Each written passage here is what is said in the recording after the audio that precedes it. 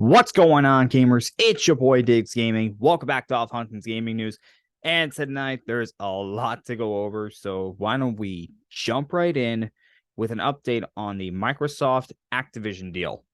Microsoft has officially received a letter of injections from the EU over antitrust concerns with the Activision deal. They have written a statement of objections, although we're not sure what those objections are just yet. Now, with this deal, they're going to have to include concessions that they then have to present to the EU in order for them to be okay with this deal going through.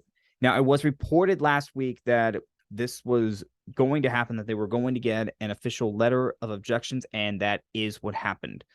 This has officially happened, and right now it's a wait and see. And look, it is a $70 billion deal with Activision, one of the biggest video game companies out there, with maybe the biggest video game franchise right now in Call of Duty, and Microsoft, who is a tech giant and is one of the console makers. So, of course, they're going to take a deep dive into this, make sure everything's going to be on the up and up, and make sure there isn't going to be an unfair advantage to Microsoft in the video game market.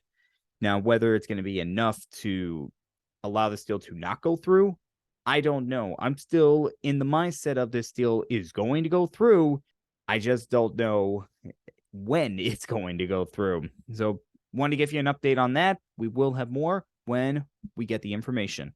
Also from Activision, they have been fined $35 million by the U.S. Securities and Exchange Commission, also known as the SEC, for failing to create a system that addresses complaints of workplace misconduct, and they also found that the company violated a whistleblower protection rule. Now, Activision Blizzard has agreed to pay the fine and will not fight it. Even if they did, they probably wouldn't have too much of a case because of all the information that has come out about Activision Blizzard and pretty much a toxic workplace environment. We've spoken about that so many times on here. I don't think I have to say it any more about what has gone on there. And it's just another domino that has fallen with these lawsuits and these allegations that have come out against Activision Blizzard. We have seen them do settlements with former employees. Now we've seen another fine, and it's not over yet. This is not over yet. Not sure when this is going to be over. And again, it's another wait and see mode. And again, Off Hunting will keep you updated as more information comes in. Moving on, Microsoft has announced that they are going to be raising the price of the Xbox Series XS in Japan by 5,000 yen, which is the equivalent to $39. Now, we had heard reports that Microsoft was going to increase the price of their consoles once the new year struck, and they have just officially announced that this is going to go into effect February 17th. This is the first of what I'm assuming is going to be many territories that are going to have a price increase for PlayStation. That was pretty much everywhere except the US, I believe. And we could see a similar thing with Microsoft and the Xbox Series SS.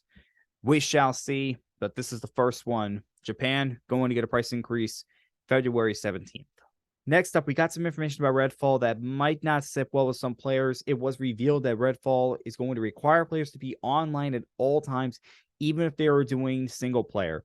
Now, Redfall, it has co-op mode and a multiplayer feature, which, of course, that is going to require players to be online. But for single player, that does not sit well with some gamers, and I do imagine some of them are going to be pretty mad about that.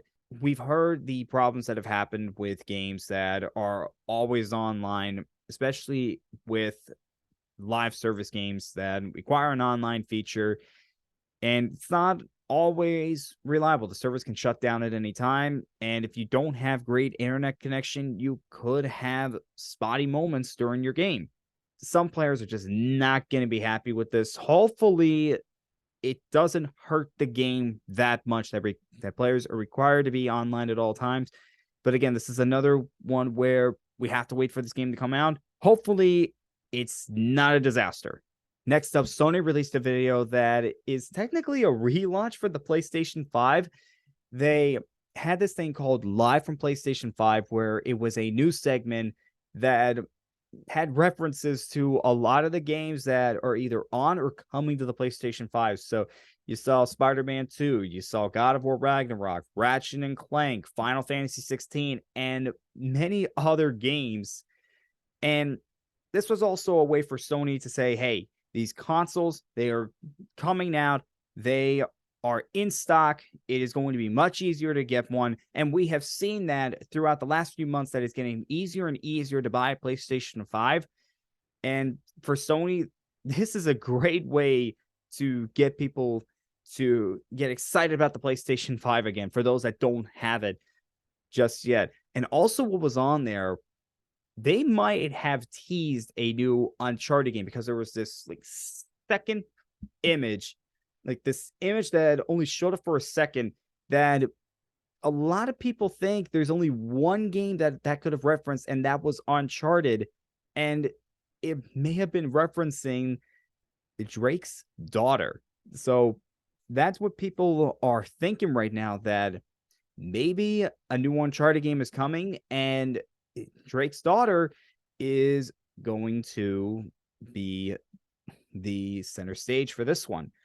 And that would be pretty exciting for us to see Nathan Drake's daughter follow in her father's footsteps. That would be pretty cool. Moving on, Sony's financial report from Q3 2022 has been released, and PlayStation absolutely hit it out of the park. They have shipped 7.1 million PlayStation 5s during that quarter and have sold 32 million units. Wow, just wow.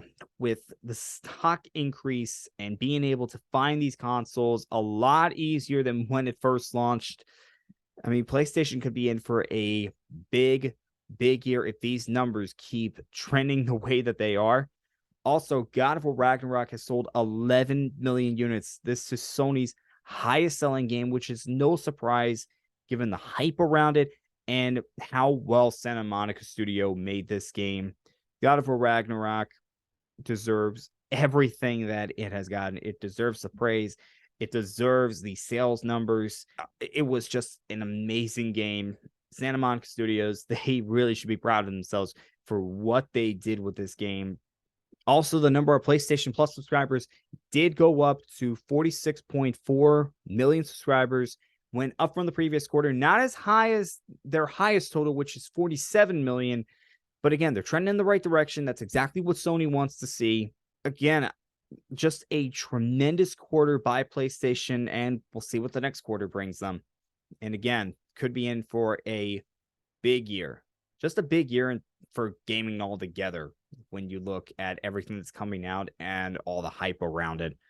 Next up, Lewis Harvey, who was the executive producer for Wild Hearts, recently said during a Reddit AMA session that all post-launch contents will be free and they don't have any plans for microtransactions, which that is really good to hear. Now, Wild Hearts, it's basically a Monster Hunter clone, and it would be so easy to monetize this game with microtransactions, having paid DLC, and it looks like that's not the plan with this game, which, if it does come to fruition, that is great, and the game turns out to be well done and fun to play, that's even better.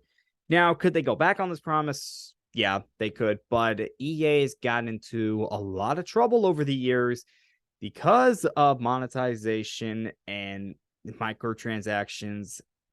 And let's not forget what they said about loot boxes. So hopefully this turns out to be true and they don't go back on this. It's another wait and see, but it's good to hear from one of the it's good to hear from the executive producer of the game that they don't have plans for microtransactions and that we're going to have free post-launch content. Next up, Video Game Chronicles is reporting that along with publishing the new Tomb Raider game, Amazon is also going to be working on a new Tomb Raider film and a TV show. Now, this is interesting because all of this is going to be interconnected. And also, Crystal Dynamics has said that they are going to unify all the timelines with the original Tomb Raider games and the reboot trilogy. I'm not sure how this is going to work out. It sounds very ambitious for Amazon to do something like this. And hopefully they're not trying to do too much. Hopefully they don't bite off more than they can chew with an idea like this. Hopefully the next Tomb Raider game turns out to be good. And hopefully this idea of theirs to have an interconnected movie and TV show turns out to be a good idea as well. It's just another one where we're going to have to wait and see what happens. It sounds ambitious, and I hope it doesn't end up basically crashing and burning. Next up, we got announcements that Crossfire X, Rumbleverse, Apex Legends, Knockout City, and Echo VR are being shut down later this year. And also, Battlefield Mobile has been canceled, and Back for Blood is getting no more content. Crossfire X is going to be taken off May 18th, Rumbleverse, February 28th, Apex Legends, May 1st, Knockout City, June 6th, and Echo VR, August 1st. Wow. We got all of that information in 1 week. That is pretty sad because there's 5 games that are being shut down later this year. Battlefield Mobile being canceled, although people did have their doubts about Battlefield Mobile. And then Back for Blood being announced that they are not going to get any more content and the developers are already working on a new game. And also, we got word that EA had canceled a game that was set in the Titanfall universe. Not sure if that's true or not, but that was reported. But wow. And that's part of the issue when you have a live service game, that eventually the servers are going to have to be shut down. That's just how it is. And not much more I can say about this. But yeah, it is kind of sad for the people that were enjoying all of these games.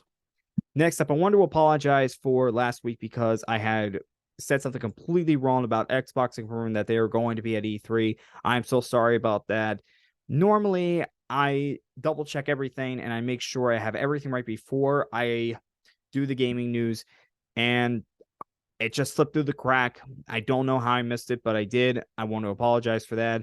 But with all that being said, IGN is reporting that Xbox, PlayStation, and Nintendo are going to be skipping E3. And wow, that is a big blow if this is true, because E3 officially coming back under new management. And the thought was maybe at least one of them is going to join. If not, maybe all of them are going to be back to E3, but it looks like that is not the case. Microsoft has a center that is right across from the convention center where E3 takes place. PlayStation, we know, has been doing their own thing the last few years, and Nintendo is always doing whatever they want. But to hear that all 3 of them are going to be skipping E3, it is kind of sad. And again, IGN is reporting this. We don't know if it's true or not. Nobody's confirmed anything. Next up, Summer Game Fest has confirmed that they are going to be coming back on June 8th. Now, Summer Game Fest, that is going to be coming before E3. And I'm interested to see what Jeff Keighley's going to have up his sleeve this year for Summer Game Fest. Last year, it wasn't great. I will admit, it wasn't great. But with Gamescom and the Game Awards, he definitely redeemed himself later on. And hopefully he can take some of that momentum that he got from Gamescom and the Game Awards and make Summer Game Fest really good this year. And we'll see what happens. And the last thing I'm going to talk about is Star Wars Jedi Survivor has been delayed till April 28th, while The Last of Us Part 1 PC version has been delayed until March 28th. For Star Wars Jedi Survivor, they want more time to polish this game, and it's a little over a month that the game has been delayed. It was scheduled to come out mid-March. Now it's coming out in late April, and that's not a problem. It is not a problem because the week before this game was going to launch, you had Resident Evil 4 Remake. And a week in between these big launches, it is a lot, especially for those that like both Resident Evil and Star Wars. I mean, you would basically have to rush through Resident Evil 4 Remake, and then in order to play Star Wars Jedi Survivor day one. So it's a good thing that this did get delayed. That way we didn't have that. And also for polish on the game, when Fallen Order came out, it did have its technical issues, and it might still have some technical issues. So the fact that they're taking their time, they want to make sure that this game is as stable as it can be when it comes out. I don't have a problem with that. And it's probably the same thing with The Last of Us Part 1 PC version. They want to make sure that the game is stable and that there's not going to be too many big issues at launch time, which is perfectly fine. And that is all the gaming news that I have for this week. And as always, I will see you guys next time.